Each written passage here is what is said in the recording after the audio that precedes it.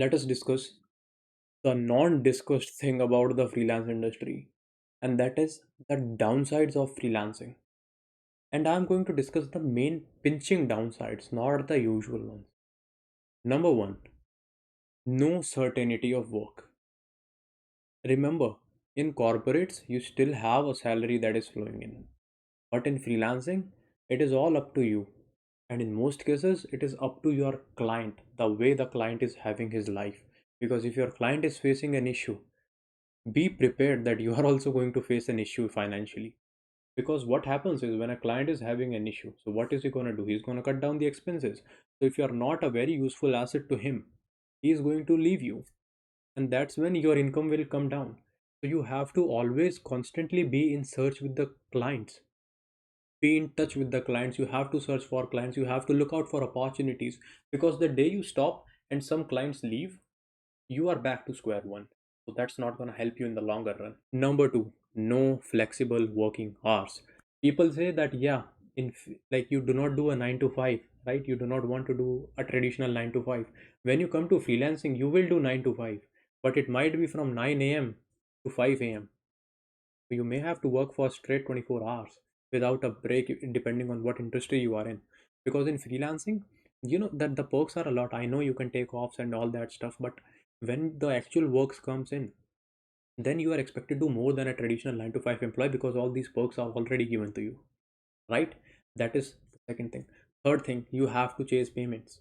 So ask any freelancer friend of yours, and if you ask five people, four would be saying that they, at one point of time, they chase their client for payment, because clients at times they tend to run away with your payment. They will not pay you for your work, and that's the first part of freelancing, because you do all the work, you wholeheartedly work for it, and then when it comes to delivering, they just go out and they will not pay to you. Number four would be that you have to maintain your own balance as a boss and as an employee, because you are your own boss, right? You are not answerable to anyone, you are answerable to your own self. So if you try to do and you mess up, no one is there to question you. But if you do not question yourself, things can go wrong real quick. That is one thing, because since you have nobody to supervise you, the odds that you making a mistake and not acknowledging it, they are really very high. Number 5, the comfort zone. Now, see, you are working from your home, you are working from the bed or in your living room or anywhere else. But if you are earning 50, 60,000, then there might be a time when your hunger ends, when you just want to do the work and you just want to enjoy your life.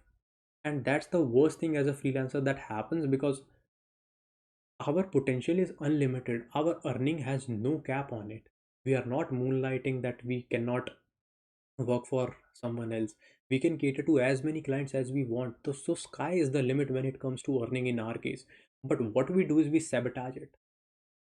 Number 6, self doubts. Because you are in a unconventional field, so your problems will also be unconventional. Since not many people know about freelancing, they do not know about the problems that you have being a freelancer.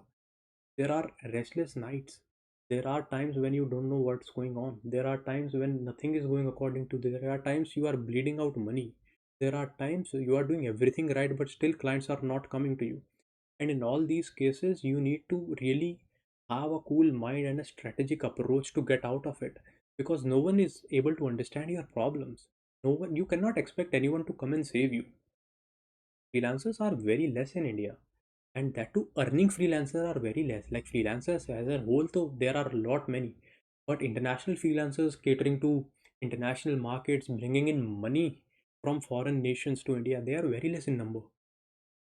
Earning freelancers are very less. The other one, and this one, is that your health and your mental well-being, no matter what is going on with you, you are supposed to work. You just cannot run away. Like, you have a very sheer deadline of 48 hours and something comes up, you got to deliver that deadline because it is really urgent. Now, I'm not saying that clients are not flexible and all that stuff, but yeah, if you are having a flexible journey for 2 3 months and all of a sudden for the first time your client says that I have to get this in 48 hours, and something really urgently comes up to you, that thing creates a little bit of rift between you and the client. So no matter what's going on in your life, you are always accountable for your actions in front of the client. So you might not be accountable to your own self, but you are always accountable to the client. And the worst part is you do not go to a traditional job because you don't like a boss. In freelancing, you have multiple bosses. In jobs, you have one TL, one point of contact. Here, you have to have communication with a lot of people at different levels of different organizations. So that thing is another challenge in its own self. So yeah, that is pretty much it for this quick video. I'd not try to keep it long because I've already given a lot of long content. So yeah, short ones are necessary as well. So this is it for this time. Until then, take care and I'll see you in the next one.